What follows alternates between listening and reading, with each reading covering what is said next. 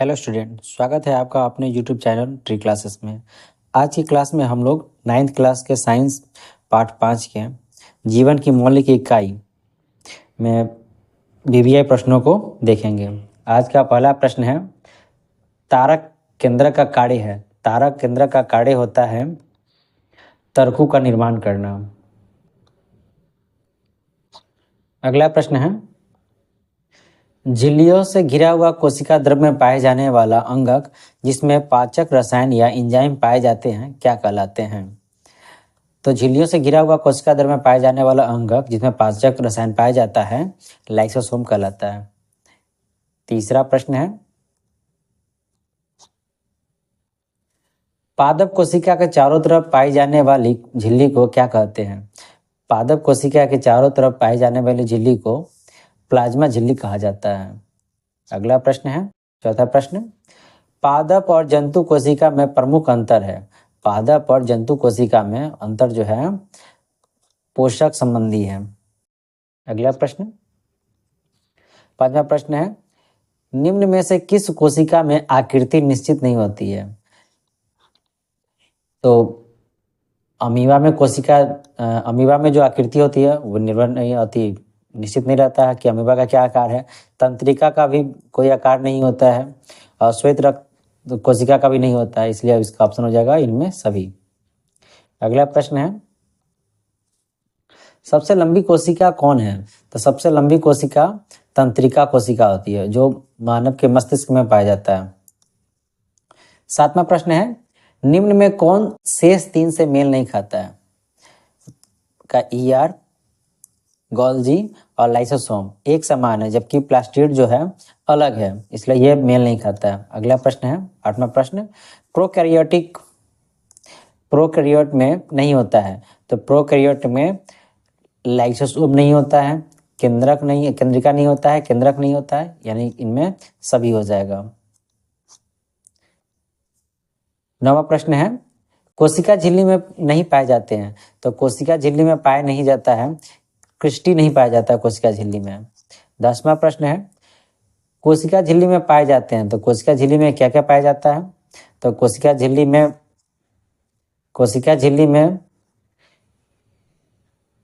प्लेगेला पाया जाता है, डेम्सोसोम पाया जाता है, पुरुषभी जीवन पाया जाता है, यानी कि इनमें सभी हो जाएगा। अगला प्रश्न है, तारकाय पाया जाता है। तारकाय किन में पाया जाता है।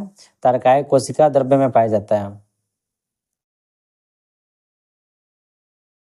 अगला प्रश्न है, इलेक्ट्रॉन सूक्ष्मदर्शी का अधिकतम आवर्धन होता है।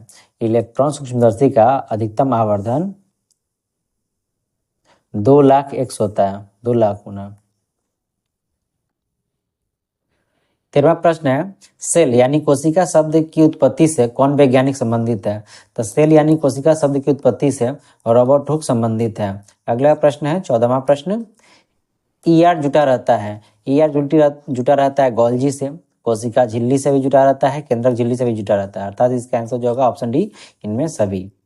अगले प्रश्न है, 15वां प्रश्न, निम्न में किसका विकास सबसे पहले हुआ। तो निम्न में सबसे पहले विकास जो हुआ है माइटोकॉन्ड्रिया का विकास सबसे पहले हुआ है। अगला प्रश्न है, F0 माइनस F1 कणों में ऐसा क्या होता है कि एटीपी का संश्लेषण होता है। तो F0 माइनस F1 में प्रोटीन पंप होता है जिसके कारण एटीपी का संश्लेषण होता है। अगला प्रश्न है, डैश प्लास्टिड के प्रकार है।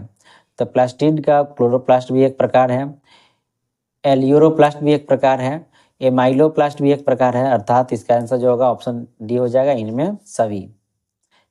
18वां प्रश्न है, प्रोप्लास्टिड रूपांतरित हो सकता है। प्रोप्लास्टिड रूपांतरित हो सकता है किसमें। तो प्रोप्लास्टिड रूपांतरित हो सकता है क्लोरोप्लास्ट में भी हो सकता है, क्रोमोप्लास्ट में भी हो जाता है, ल्यूकोप्लास्ट में भी हो जाता है, अर्थात इसका आंसर जो हो जाएगा ऑप्शन डी हो जाएगा, इनमें सभी हो जाएगा। 19वां प्रश्न है, केंद्रक नियंत्रित करता है। तो केंद्रक नियंत्रित करता है कोशिका के विभिन्न कार्यों को केंद्रिका का संश्लेषण करता है, अनुवांशिकता को भी क्या करता है, नियंत्रित करता है। अर्थात इसका आंसर हो जाएगा ऑप्शन डी, इनमें सभी। 20वां प्रश्न है, स्तनपायी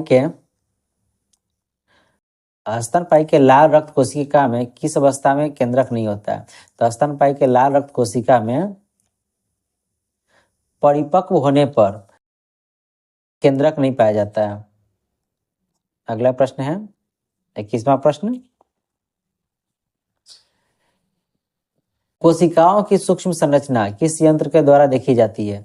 तो कोशिकाओं की सूक्ष्म संरचना जो होती है इलेक्ट्रॉन माइक्रोस्कोप से देखी जाती है।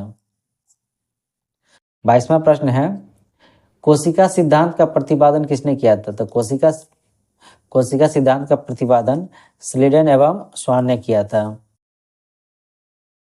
अगला प्रश्न है 23वां प्रश्न, प्रत्येक सजीव कोशिका में निम्नलिखित में कौन निश्चित रूप से पाया जाता है? तो प्रत्येक सजीव कोशिका में पाया जाने वाला राइबोसोम होता है, सभी सजीव कोशिका में पाया जाता है।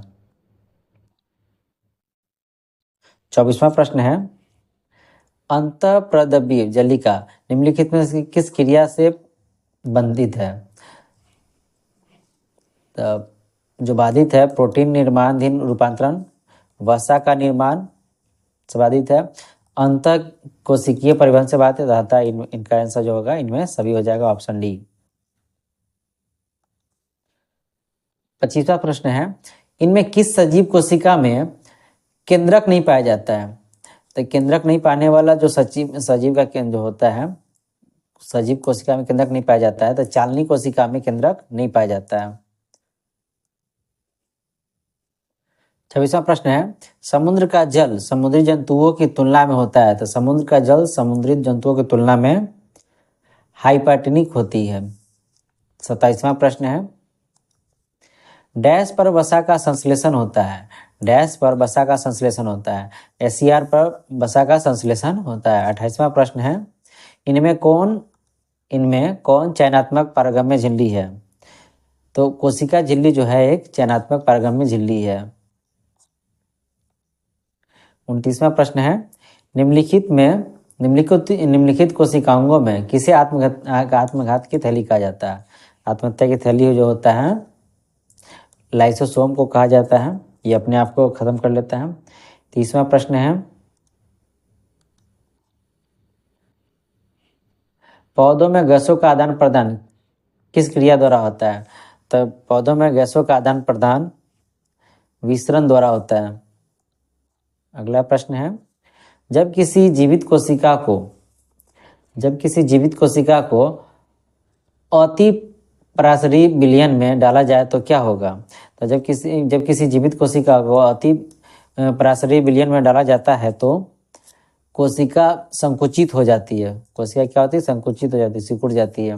32वां प्रश्न, पौधों के मूल द्वारा जल का अवशोषण किस क्रिया द्वारा होता है? तो पौधों के मूल द्वारा जल का अवशोषण प्रासरण एंडोसाइटोसिस द्वारा होता है। 33वां प्रश्न है, निम्नलिखित में कौन सा गुण प्लाज्मा झिल्ली में पाया जाता है? तो प्लाज्मा में पाया जाने वाला गुण जो है चयनित या अर्ध पारगम्यता होता है। अगला प्रश्न है 34वां प्रश्न, माइटोकॉन्ड्रिया की आंतरिक झिल्ली मुड़कर कैसा रचना का निर्माण करती है? तो माइटोकॉन्ड्रिया की आंतरिक झिल्ली जो होती है मुड़कर क्रिस्टी जैसा रचना तैयार करती है। 35वां प्रश्न है, इनमें कौन आत्महत्या की थैली कहलाता है? तो लाइसोसोम को जो कहा जाता है आत्महत्या की थैली कहा जाता है। 36वां प्रश्न है, इनमें किसमें डीएनए पाया जाता है? तो डीएनए जो पाया जाता है केंद्रक और गुणसूत्र में पाया जाता है। 37वां प्रश्न है, इनमें किससे गुणसूत्र का निर्माण होता है? गुणसूत्र का जो निर्माण होता है डीएनए एवं प्रोटीन के द्वारा होता है।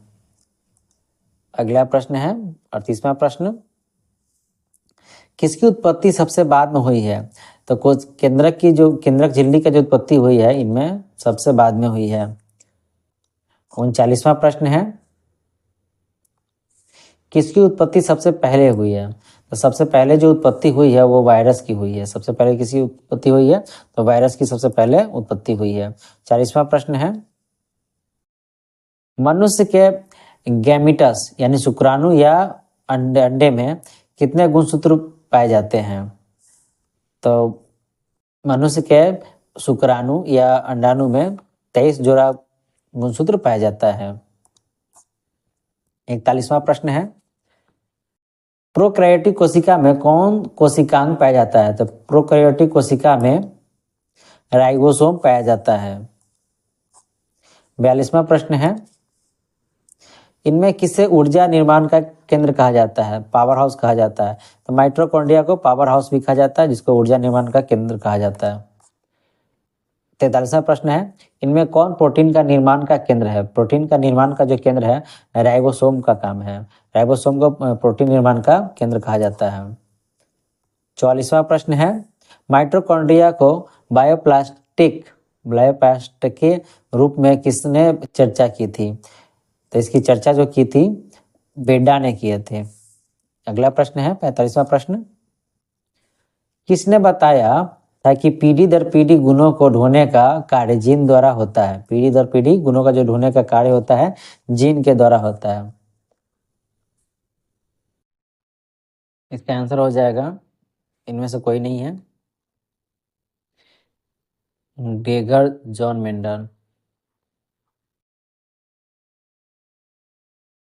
मेंडल होगा। अगला प्रश्न है 46वां प्रश्न, बहुकोशिकीय नहीं है, इनमें कौन बहुकोशिकीय नहीं है? बहुकोशिकीय नहीं, इसका मतलब एक कोशिकीय कौन है? तो अमीबा एक कोशिकीय जीव है। मलेरिया परजीवी भी एक कोशिकीय जीव है। काला ज्वर परजीवी जो एक कोशिकीय है, अतः इनमें सभी हो जाएगा। अगला प्रश्न है 47वां प्रश्न, कोशिका की वृद्धि किसके द्वारा नियंत्रित होती है? तो कोशिका की वृद्धि का नियंत्रण जो होता है केंद्रक के द्वारा होता है। अगला प्रश्न है, कोशिका भित्ति होती है, तो कोशिका भित्ति होती है पारगम्य। कोशिका भित्ति कैसी होती है? पारगम्य होती है। 49वां प्रश्न है, कोशिका में राइबोसोम की अनुपस्थिति में कौन सा कार्य संपादित नहीं होगा? तो कोशिका में राइबोसोम अगर अनुपस्थित रहेगा तो कौन सा कार्य नहीं होगा? तो वो जो है प्रोटीन का संश्लेषण नहीं हो पाएगा। प्रोटीन का संश्लेषण राइबोसोम ही करता है। अगला प्रश्न है 50वां प्रश्न और अंतिम प्रश्न, जंतु कोशिका के सबसे बाहरी घेरे को क्या कहते हैं? जंतु कोशिका के सबसे बाहरी घेरे को कहा जाता है कोशिका झिल्ली। Thanks for watching my video. अगर वीडियो अच्छी लगे हो तो लाइक, कमेंट एवं सब्सक्राइब करें। Thank you.